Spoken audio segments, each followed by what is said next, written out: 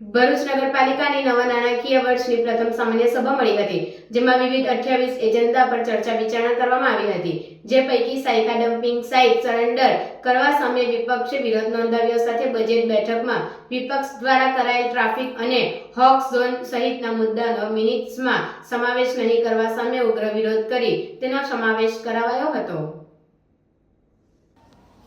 ભરૂચ નગરપાલિકાની બજેટ બાદની પ્રથમ સામાન્ય સભા પ્રમુખ વિભૂતિબા યાદવની અધ્યક્ષતામાં સભાખંડ ખાતે મળી હતી, જેમાં વિવિધ વિભાગના 28 જેટલા વિકાસ કાર્યો અને એજન્ડામાં સમાવેશ કરી ચર્ચા વિચારણા કરવામાં આવી હતી, જે પૈકી વિપક્ષે સાયખા ડમ્પિંગ સાઇટના ₹2.5 કરોડ ચૂકવ્યા બાદ સરેન્ડર કરવા સામે ઉગ્ર વિરોધ નોંધાવ્યો હતો. તે ઉપરાંત બજેટ બેઠકમાં વિપક્ષ દ્વારા ટ્રાફિક, પાર્કિંગ તેમજ હોક્સ ઝોન અંગેની રજૂઆતોનો મિનિટ્સમાં સમાવેશ ન કરવા સામે વિરોધ કરી તેનો સમાવેશ કરાવ્યો હતો.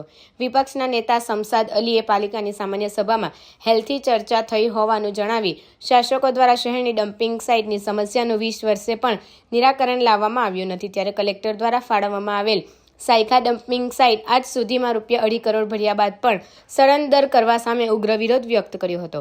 તો તેઓની બજેટ સભાની ટ્રાફિક, હોકર ઝોન સહિતની રજૂઆતને મિનિટ્સમાં સમાવવા બાબતે વિરોધ કરી તેનો સમાવેશ કરાવ્યો હતો.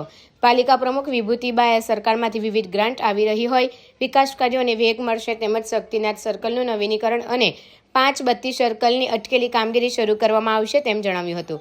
સામાન્ય સભામાં કારોબારી સમિતિ ચેરમેન હેમેન્દ્ર પ્રજાપતિ, શાસક પક્ષના નેતા ગણેશ કાયસ્થ સહિત અન્ય સભ્યો, વિપક્ષમાંથી શમશાદ અલી સૈયદ, ઇબ્રાહિમ કલકલ, હેમેન્દ્ર કોઠીવાલા, સલીમ અમદાવાદી સહિતના અગ્રણીઓ ચર્ચામાં સામેલ થયા હતા.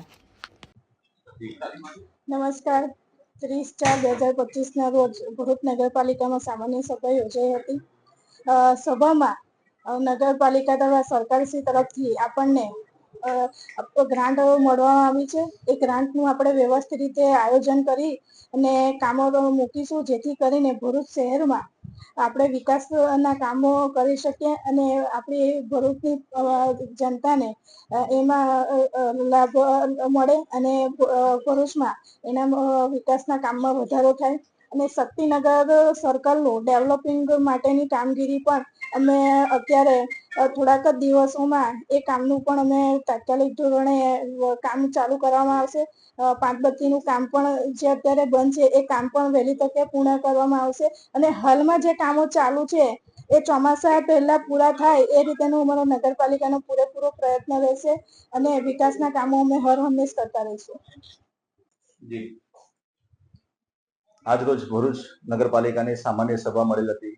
તેમાં જે કહી શકાય કે ગઈ બજેટની મિટિંગના અંદર વિપક્ષ દ્વારા જે મુદ્દા આપવામાં આવેલા હતા ભરૂચના વિકાસ માટે, જેમાં હોકર ઝોન છે, તળાવને ડેવલપમેન્ટ કરવાની કામગીરી છે, ટ્રાફિકની સમસ્યામાં કઈ રીતે છુટકારો મળી શકે અને જે રીતે પાર્કિંગની સમસ્યા જે છે એ પાર્કિંગની માટે તેમજ ભરૂચના અંદર જે નવા કામો જે છે એ નવા કામોના અંદર કયા કયા વિસ્તારના અંદર વિકાસના કામો કરી શકાય તે બાબતે જાણકારી આપવામાં આવી હતી અને ખૂબ હેલ્ધી ચર્ચા થઈ હતી. પણ આ બોર્ડના અંદર જે મિનિટ્સ મંજૂર કરવાની હોય છે એ મિનિટ્સના અંદર એ કામોનો સમાવેશ ન કરવાથી એનો અમે વિરોધ કરેલો છે અને એનો સમાવેશ કરાવેલો છે. એની સાથે સાથે આજરોજ મિટિંગના અંદર ખાસ કરીને 30 વર્ષથી ભારતીય જનતા પાર્ટીનું જે શાસન છે ભરૂચ નગરપાલિકામાં અને એમનું શાસન હોવા છતાં પણ ભરૂચ નગરપાલિકાને જે ડમ્પિંગ સાઇટનો મૂળભૂત પ્રશ્ન છે એ આજે પણ નિરાકરણ આવ્યું નથી.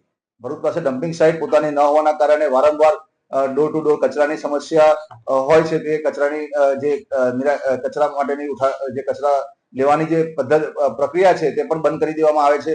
એની સાથે સાથે રોડના ઉપર બી કચરાના ઢગલા દેખાતા રહે છે.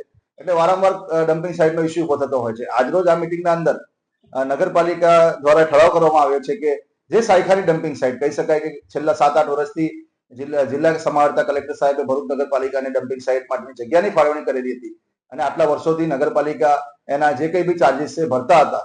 આજે ₹2.5 કરોડ ભરવા છતાં પણ એ નગરપાલિકા આજે સરેન્ડર કરવા માટે એટલે કહી શકાય કે જે જગ્યા છે તેને સરેન્ડર કરીને એને ત્યાંથી ડમ્પિંગ સાઇટ તરીકે એને બંધ કરવા માટેની આજે ઠરાવ લાવેલ હતું. એને અમે સખ્ત શબ્દોમાં બધાએ વિરોધ કરેલો છે, કેમ કે ₹2.5 કરોડ ભર્યા પછી એ જગ્યા છોડી દેવી, સરેન્ડર કરી દેવું એ યોગ્ય નથી.